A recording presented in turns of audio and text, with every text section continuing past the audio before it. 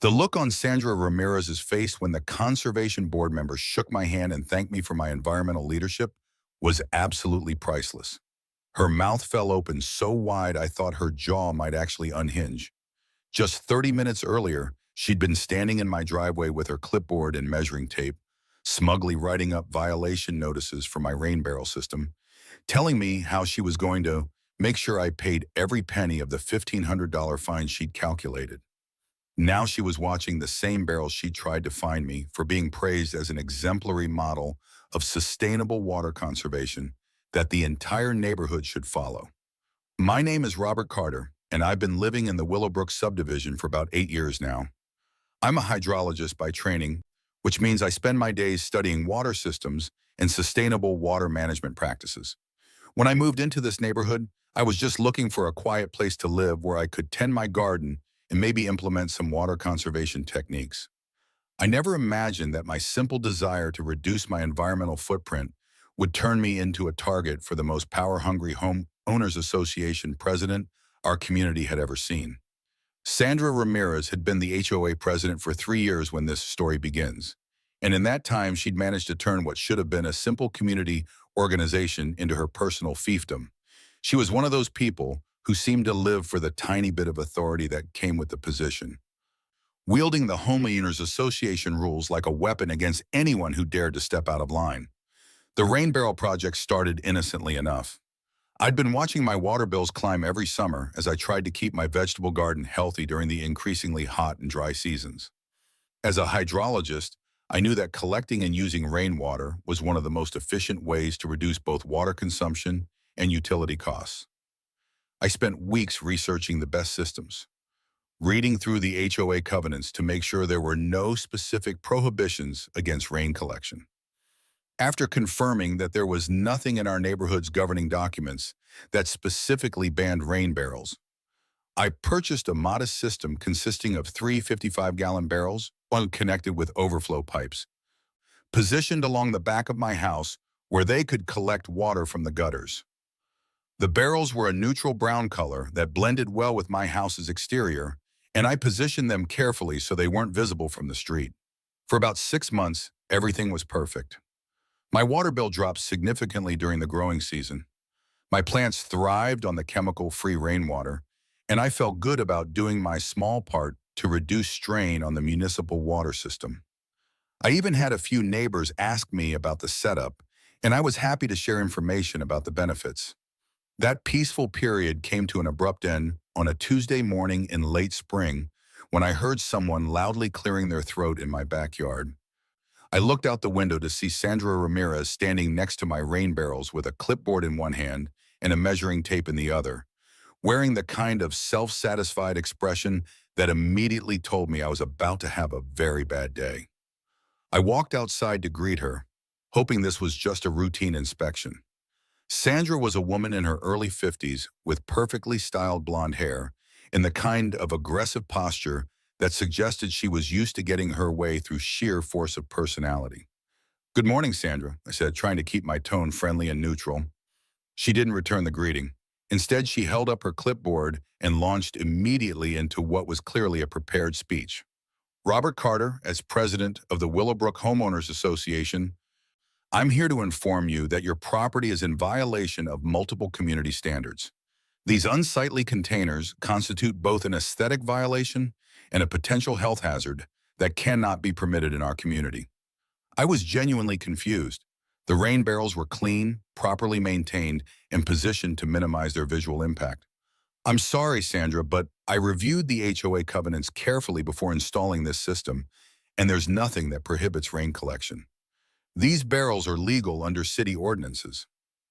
Sandra's expression shifted from smugly official to openly hostile. "Don't try to lawyer your way out of this, Robert. The HOA board has broad authority to maintain community standards and property values. These industrial-looking containers are clearly detrimental to the neighborhood's aesthetic appeal, and the standing water creates a breeding ground for mosquitoes.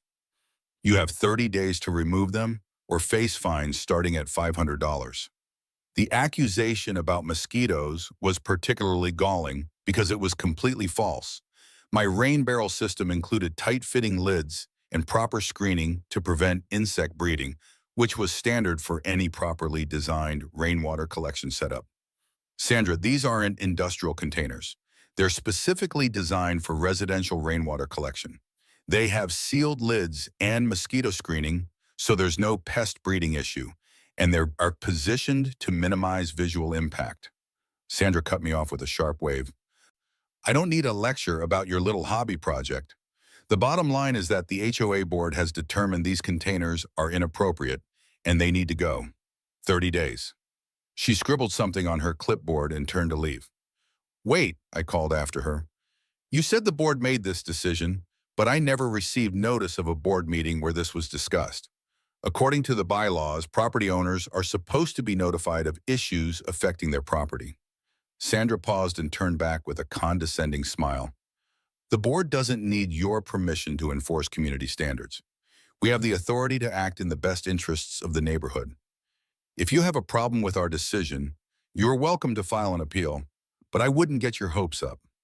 As she walked away, I stood looking at my rain barrels and trying to process what had just happened. It was clear that this wasn't really about aesthetics or mosquitoes.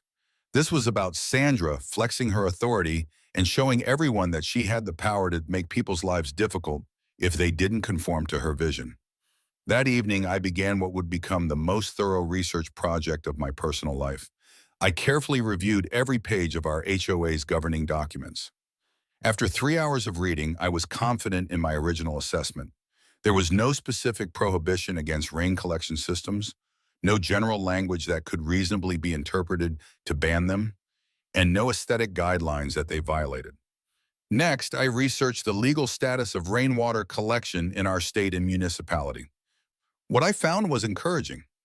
Not only were rain barrels legal, but our state had recently passed legislation actively encouraging residential rainwater harvesting as a conservation measure.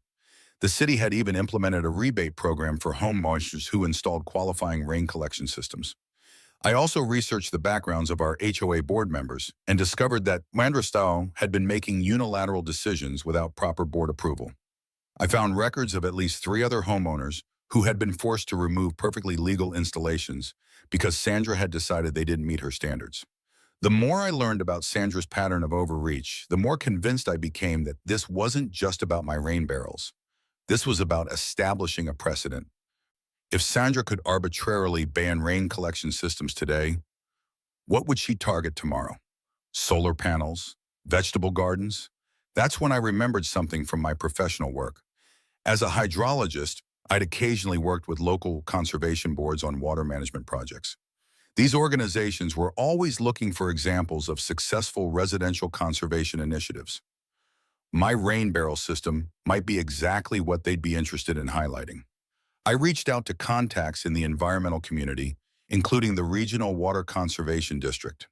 The response was enthusiastic.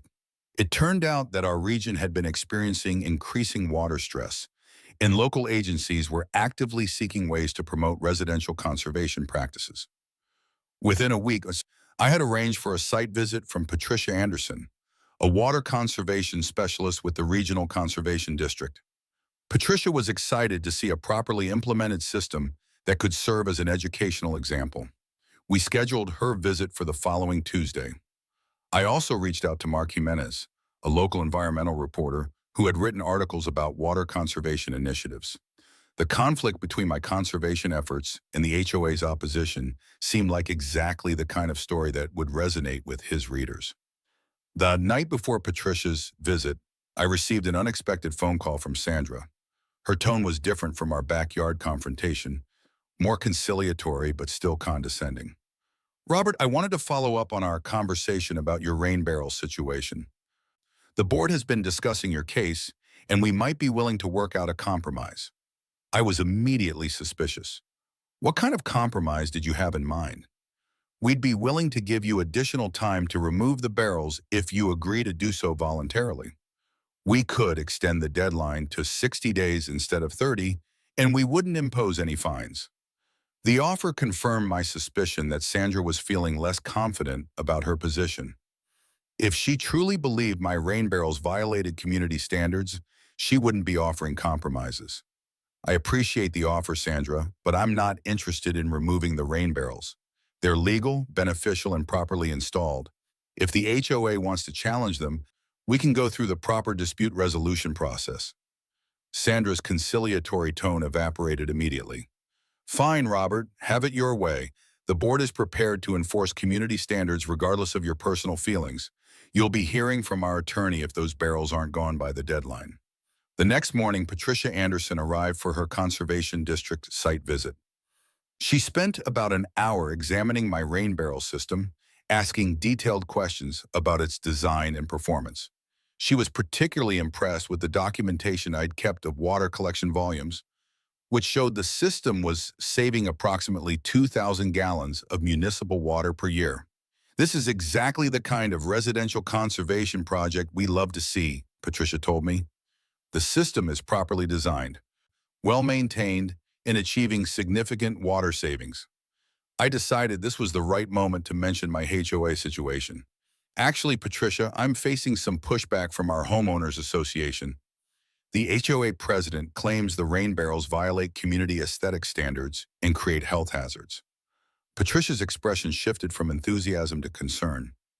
That's unfortunate and counterproductive to conservation goals. Rain barrel systems like yours are exactly what we need more of. Is there anything the Conservation District can do to help educate your HOA about the benefits?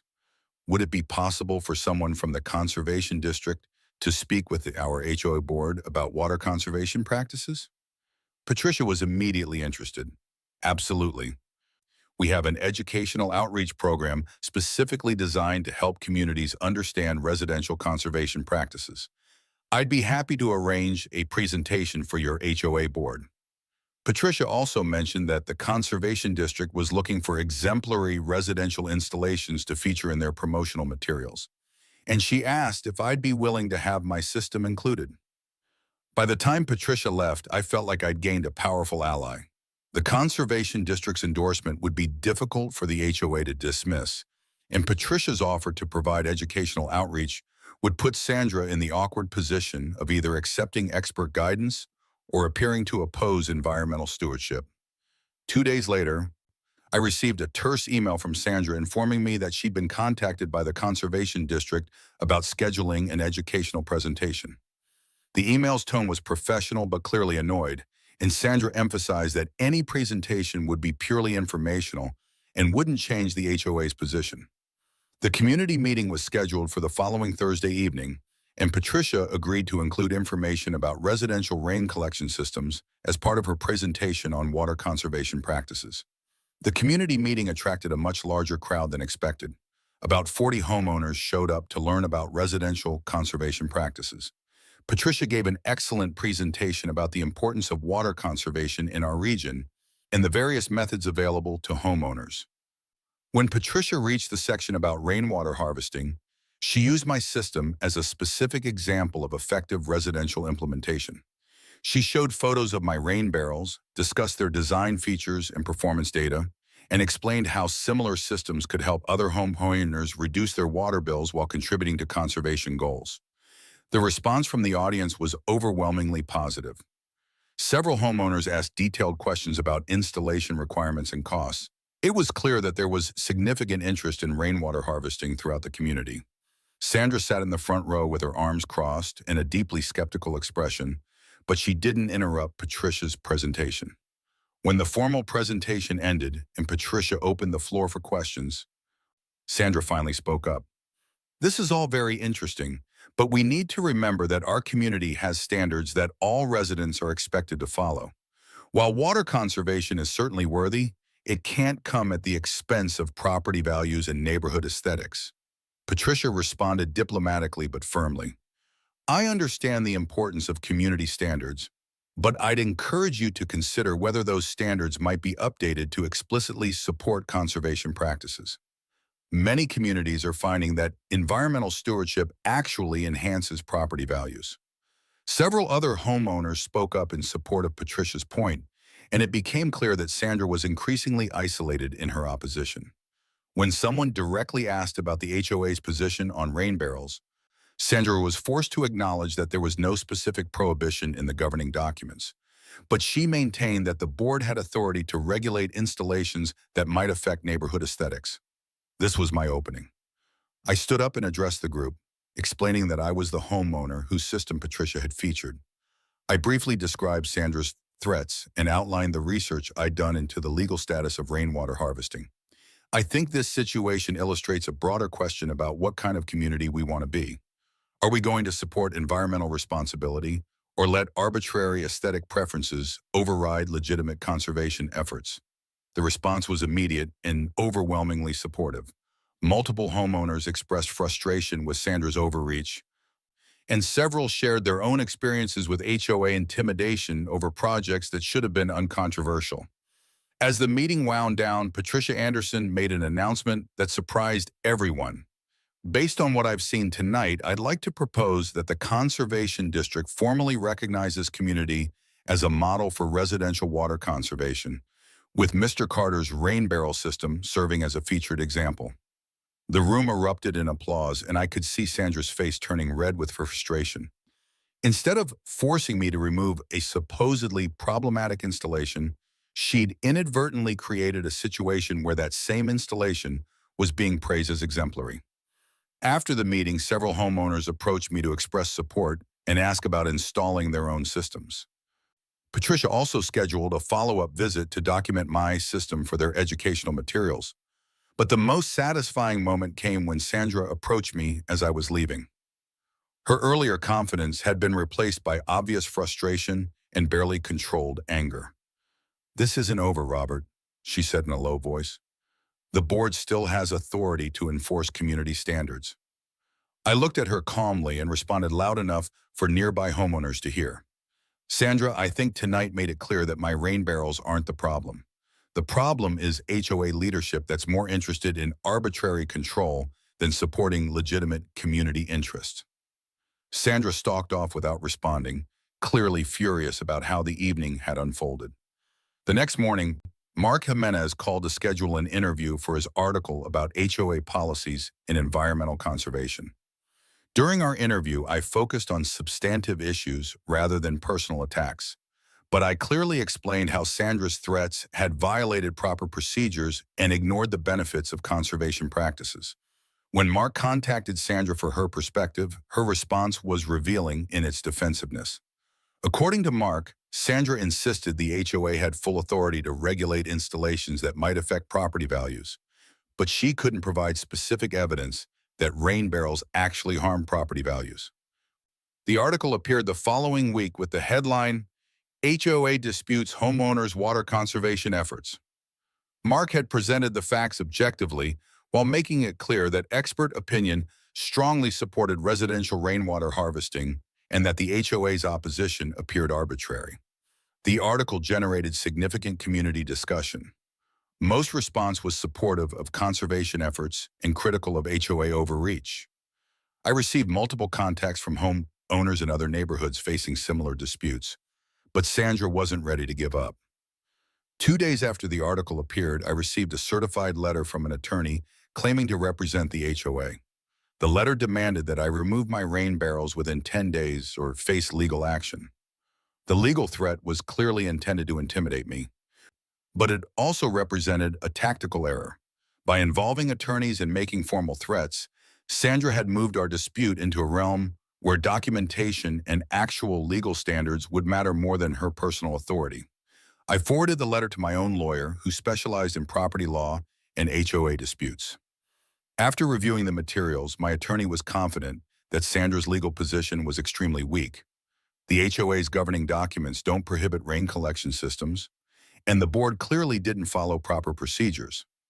More importantly, the Conservation District's endorsement makes it very difficult for them to argue that your system is detrimental to community interests. Armed with this assessment, I prepared a detailed response documenting all of Sandra's procedural violations and citing the legal authorities that supported residential rainwater harvesting. But I also sent copies to every HOA board member, explaining how Sandra's unauthorized actions were creating legal liability for the entire organization. The response from other board members was swift. Within 2 days, I received a call from Lewis Mitchell, the HOA's vice president, informing me that the board had voted to withdraw the violation notice and formally apologize for any inconvenience. The board reviewed your documentation and consulted with our attorney. It's clear that Sandra exceeded her authority. The board never actually voted to ban rain collection systems, and there's no legitimate basis for the enforcement action she initiated. The board's reversal was complete vindication, but Sandra had one more card to play. She called a special HOA meeting to discuss what she characterized as threats to community standards and property values. The special meeting attracted another large turnout. Sandra opened with a lengthy speech about maintaining community standards and the dangers of allowing individual preferences to override collective interests. If we allow Mr. Carter to keep his industrial containers in violation of our aesthetic standards, what's to stop other residents from installing unsightly equipment that degrades our property values? But Sandra's appeal fell flat with an audience that had already heard expert testimony about conservation benefits. When she opened the floor for comments, the response was overwhelmingly critical of her approach and supportive of more flexible policies. The most powerful moment came when Patricia Anderson, who had been invited to attend, addressed Sandra's concerns. I've worked with hundreds of communities on water conservation projects, and I can tell you that neighborhoods with active environmental stewardship programs consistently see higher property values than areas that resist conservation initiatives. As the meeting continued, it became clear that Sandra had lost community support. Her authoritarian approach had alienated many homeowners who might otherwise have supported strong community standards. The final blow came when Jack Evans, a longtime resident and former board member, stood up to address the meeting. I've lived in this community for 15 years, and I've seen how effective leadership brings people together. But I've also seen how authoritarian management divides communities. Sandra's approach represents everything wrong with HOA governance when it prioritizes control over common sense. Jack detailed several other instances where Sandra had exceeded her authority, and his systematic critique resonated with many homeowners who had their own frustrations with her management style. By the meeting's end, Sandra had not only failed to build support for her position, but had actually strengthened the case for more reasonable HOA policies. The following week, 3 board members submitted a formal petition calling for Sandra's removal as HOA president, citing her pattern of unauthorized decision-making and failure to follow proper procedures. Sandra initially tried to fight the removal petition, but her support had evaporated. The board vote was scheduled for the following Thursday, and once again the meeting room was packed. Sandra made one final speech defending her record, but her arguments were met with skeptical silence. When the vote was taken, Sandra was removed by a margin of 4-1. Lewis Mitchell was elected as interim president, and the board immediately passed a resolution supporting reasonable conservation practices. The Conservation District's formal recognition ceremony was held the following month. Patricia Anderson presented a plaque recognizing our community as a model for residential water conservation, with specific praise for innovative approaches being implemented by individual homeowners. The ceremony was attended by local environmental leaders and representatives from other communities interested in similar programs. My rain barrel system was featured prominently, and I was asked to speak about the benefits of residential rainwater harvesting. But the most satisfying moment came when Sandra, still a community resident despite her board removal, attended the ceremony and had to watch as the same rain barrels she'd tried to ban were being celebrated as exemplary environmental stewardship. Standing at the podium, I looked out at the crowd and saw Sandra in the back row with that same stunned expression she'd worn when Patricia first shook my hand. The transformation from her initial smugness to current deflation perfectly illustrated what happens when arbitrary authority meets informed expertise and community common sense. When I first installed these rain barrels, I was simply trying to reduce my water consumption. I never imagined this simple project would become the center of a community-wide discussion about the kind of neighborhood we want to be. I explained how the dispute had ultimately strengthened our community by encouraging more open dialogue about environmental policies and more transparent decision-making processes. After the ceremony, several homeowners thanked me for standing up to Sandra's overreach and demonstrating that residents could successfully challenge arbitrary HOA enforcement when armed with facts, expert support, and community backing. Sandra left the ceremony without speaking to anyone. her departure feeling more like a retreat than a simple exit. In the months that followed, our neighborhood underwent remarkable transformation. Under Lewis Mitchell's leadership, the HOA adopted new policies that explicitly supported environmental conservation while maintaining reasonable aesthetic standards. The community established a sustainability committee that helped residents navigate conservation projects. The Conservation District featured our community in their annual report as an example of how neighborhood organizations could support rather than hinder residential environmental initiatives. Property values actually increased, partly due to positive publicity and partly because of growing market demand for communities supporting sustainable living. My rain barrel system continued performing exactly as designed, saving thousands of gallons annually while providing chemical-free irrigation. But more importantly, it had become a symbol of how individual initiative and community support could overcome arbitrary authority and create positive change. The local newspaper followed up 6 months later, featuring our community's transformation as an example of effective environmental leadership.